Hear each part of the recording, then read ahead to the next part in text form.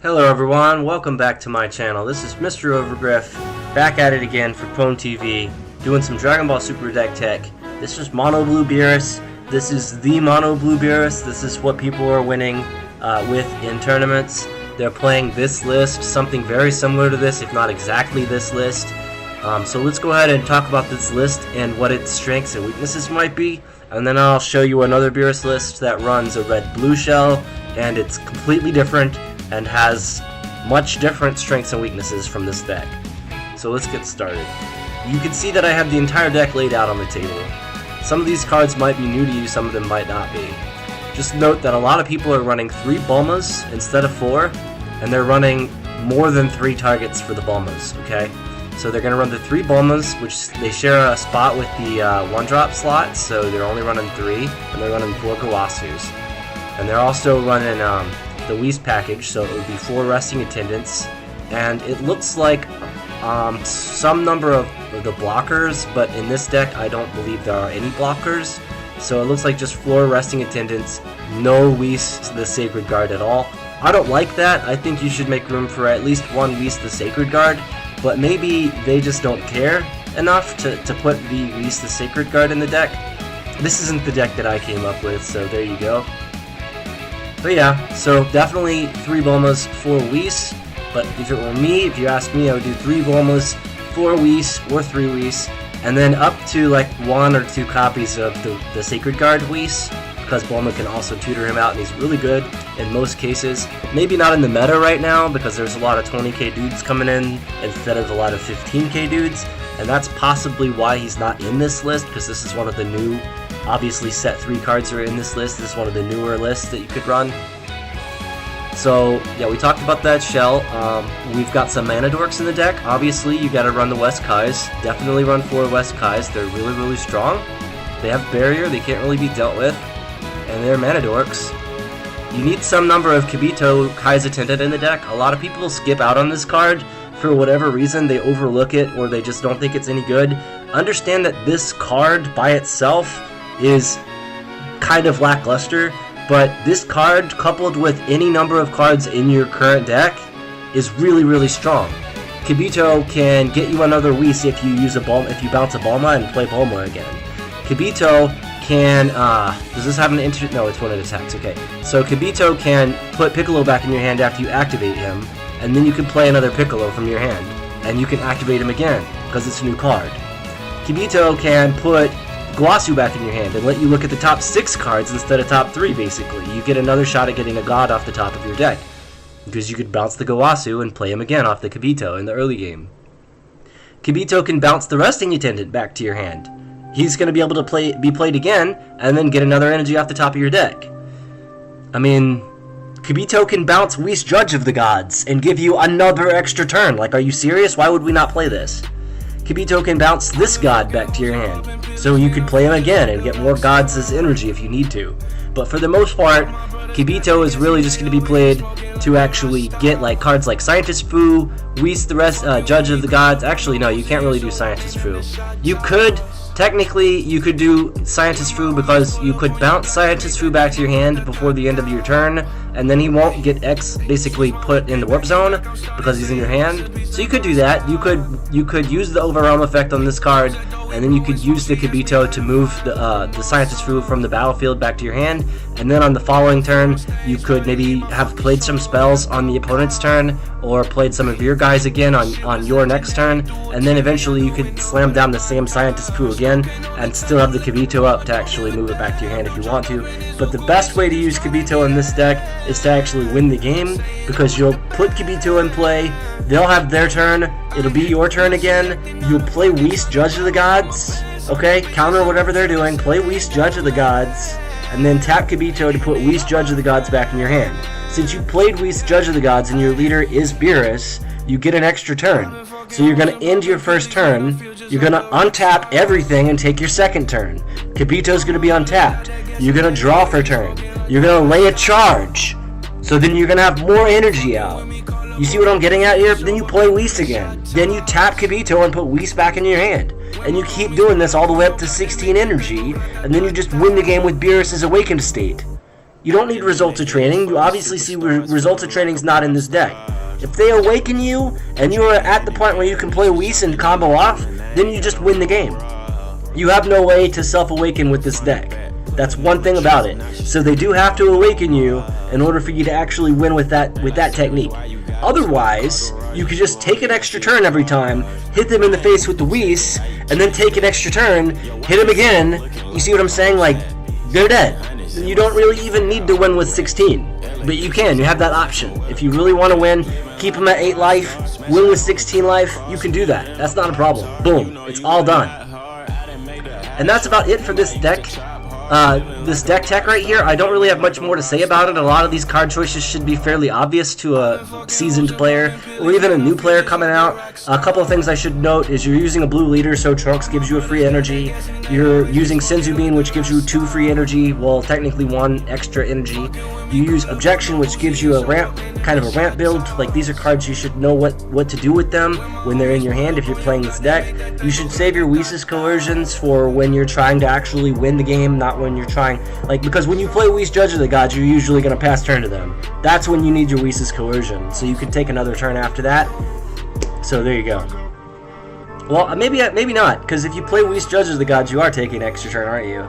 Yeah, so if you play Whis Judge of the Gods, you just untap anyway. So you don't need to save Whis Coercion for that play. You need to save Whis Coercion for the plays that are prior to that one. So the plays that lead up to your Whis Judge of the Gods play, that's when you're going to actually be using your Whis Coercion. Try to save it and take the damage in the early game if you can. That way you can get to the part of the game where you're actually awakened and you can play Whis Judge of the Gods.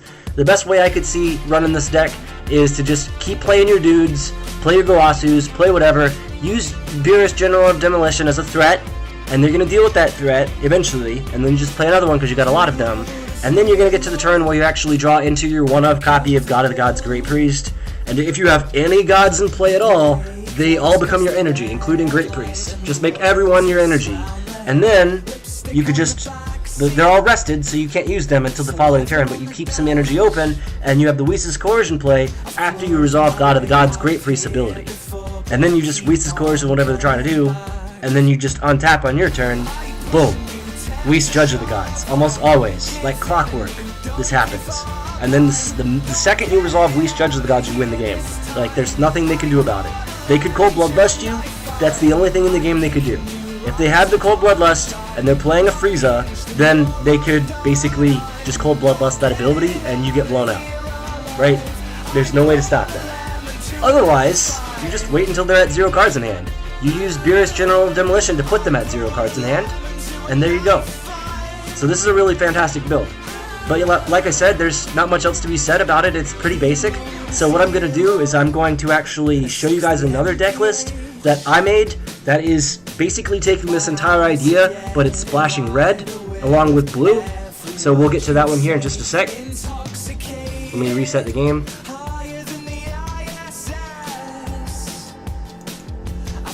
Load my Beerus shell. Alright, let's look at all the cards. So you're still using Beerus. He's still your guy. This deck is much different. Much different. It's red-blue first off. I guess we could put the reds on the top, but we have a lot of red in the deck, so maybe we have to do 2 rows anyway. So I'll just lay all this out really quick.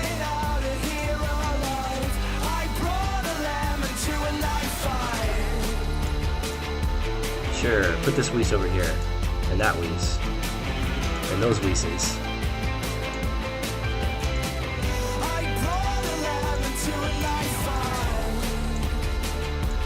Okay, so we kind of have it laid out. I don't have a way to do it, like, have it already laid out like I did originally, because I have to end the recording and start another one after I set it up, so forgive me for that. But anyway, here's the entire list. Okay, this is Red Blue Beerus. This is what I call Broken Beerus. The name of the deck is Broken Beerus because it is like the most broken deck that I can come up with. I can't find anything in the current game right now that exists that could make this even more broken. Okay, how is this deck broken? Well, it runs Chain Attack Trunks. If you run Chain Attack Trunks, your deck is broken. It's just straight up broken. And the fact that this guy is 15,000 power resets the game whenever you want. just by evolving your Trunks into a Chain Attack Trunks for 2 red energy. So I evolve any of my Trunkses for 2 red energy into a Chain Attack Trunks with a Zeno in hand, and we both get to reset the game, basically. Okay? There are a few cards that can handle that in the game. If you're not playing them, you're gonna cry, because that's gonna happen. And I'm gonna keep doing it. Every single time I'm gonna do it. I'm gonna leave my Zenos in play, so when the next Zeno comes in, I shuffle my other Zeno back in my library. Because I want you to be in tears by the time this game is over. By the way, this deck can take you to time on game 1. You don't beat this deck. This deck doesn't lose. It ties. It goes to time. It doesn't lose. It's a really strong deck that doesn't lose and doesn't win. It does have a win condition. It just usually runs out of time before it gets to the win condition. So really interesting deck if you're just trying to goof around. I like it. We're running 3 Majin Boos for draw. You can see there's a lot of draw in this deck. Here's a red card that draws you a card when you combo with it. You can notice that there's no super combos in this entire list. Not a single super combo. Well, you don't need them, because that's your super combo right there. There you go. He does 10k boost. He does draw you a card. You can do it with 8 life. You just have to have 1 energy open to do it, and it does exactly what a super combo would do. And notice I'm only running 3, I'm not even running 4. I don't need the 4th one. You want me to draw a card? There you go. I'll just leave Pan in play. I'll tap her and combo with her defensively. I'll get a 5k boost, draw a card. I'll just combo with this, a 10k boost, draw a card. You see what I'm saying? There's a 5k boost, draw a card. Why do you need a super combo in your deck when this is your deck? You just don't. I'm not even playing a red leader or a Saiyan leader, and I'm playing 4 copies of Unending Awakening with Beerus. That doesn't help me. Or does it? Winky face. It does help me, because it's a counterattack. Like I said, I'm taking you to time with this deck. This deck takes you to time. Beerus' Assistance, 4 copies. Unending Awakening, 4 copies. Where's my Whis' Coercion? Whis' Coercion, 4 copies. Topo, 4 copies. How many copies of negates is that? That's 16 negates. We're gonna take you to time, guys. This is just gonna happen. And everything else in the deck is part of my combo. Everything else is either a draw or it's control, and that's what this deck wants to do.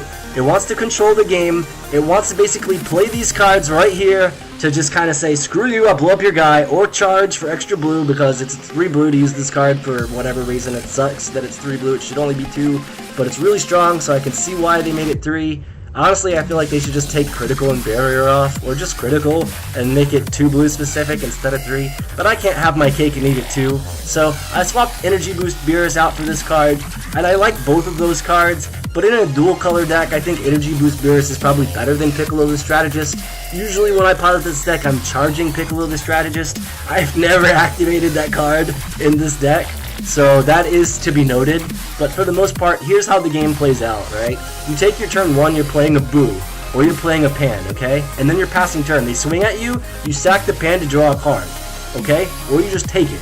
Either way, you're drawing a card off the Boo or the Pan eventually, alright? And if you make neither of those 2 plays, they just swing at you, you combo defensively, get a 10k boost and draw a card right here. You don't have to go Awaken. You don't have to take any life damage to win with this deck.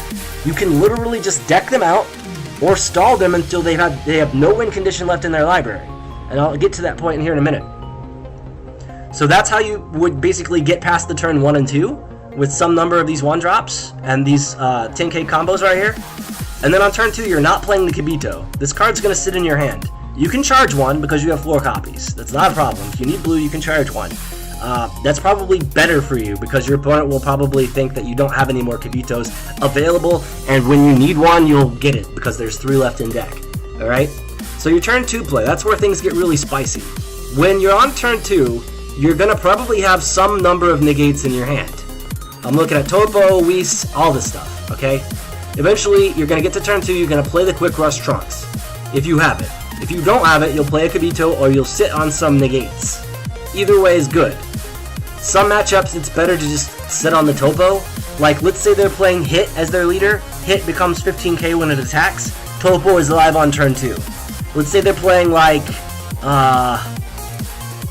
Bardock as their leader, the black one. When he attacks, he can get a 5k boost and a critical, right? That's a 5k boost. That's good to go. You're good to go at that point. So you could do that as well.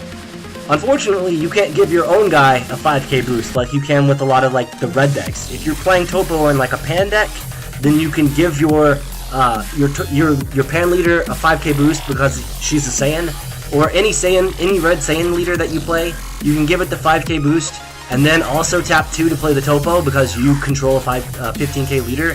So you could do that early game. But in most matches, you're just gonna like bank on the fact that they'll try to do their 15k swing with their leader in the early game, and you can cheat out the Topo. If you don't have that play, just use one of your regular negates and sit on the Topo for later, because he's just good at all points in the game. And you could charge a Topo if you want to, because you run 4 in this list, but don't charge more than 1, because you really need the other 3 Topos for the rest of the game. Okay? And you'll see how broken this gets when we get to the rest of the cards. On your turn 3 or 4, you're probably going to get to the point where you have double red open and a Trunks in play, so you can use Reliable Trunks for the Evolve. That's a cantrip. It's going to draw you a card. It's going to give one of your guys a boost for the duration of the turn, so you could play Topo for 2 less energy after that, but he won't obviously counter anything. He'll just be a 2-drop because you'll have a 15k leader. If you played a red leader, but this deck doesn't have a red leader, so you'll have to give the 5k boost to a battle card, so your Topo won't actually be a 2-drop in this particular deck, but in other decks that run the Trunks package and the Topo, you could do that, so just be aware of that tech. But for the most part, you're using this and Topo, like I said, or you're just waiting for the opponent to buff his leader and then use the Topo. In this deck, though, you hold the Topos for a little bit. They're getting tired in your hand, and then they come down in their house, basically. Now, this Reliable Trunks is not a 4-drop, a 4-of, simply because it's not a really strong card in the deck. It's just another cantrip. It's another critical source. I like to run critical guys in my decks. You've got to have some number of critical guys in your deck. So in this deck, I have the critical Piccolos for blue, and I have the critical Trunkses for red. Now, I could probably drop this Piccolo down to 3 and maybe do a 4th Boo. That wouldn't be bad. I could think of maybe like a second copy of Resting Attendant maybe, or something like that. Might be good. But, you know, I like 4 Piccolos. I like to be able to just charge them and show off. So it's whatever you want to do. But yeah, that Trunks is just a cantrip in the deck. And the 5k boost is only mildly relevant at best. Right? The better Trunks is the Chain Attack Trunks. So you can evolve either of those other 2 Trunkses into this Trunks for 2 energy. So the best way to do this, even if you don't have the Trunks in play, this guy is a house. Because for 2 or 4, either one of those 2 numbers, for that much energy, you can cheat in a Zeno. A 7-drop Zeno. The last game I played, I had 6 energy in play, I untapped. I drew a card. I had the Zeno in hand, I drew Chain Attack Trunks. I was like, skip charge. And he's like, why aren't you playing your charge just to slam down the Zeno? Because he saw me use the Kibito to actually move the Zeno back to my hand. He saw that, so he knows my hand is a Zeno. But when I drew into the Chain Attack Trunks, I was like, yep, I'm going to skip my charge and have 6 energy in play. Tap 4 of them, play the Chain Attack, drop the Zeno, have 2 open.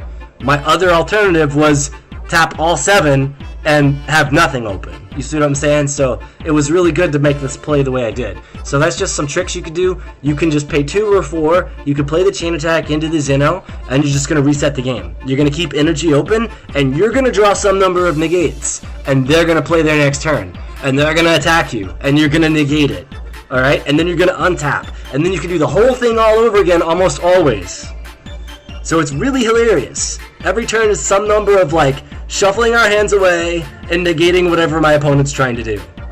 That's it.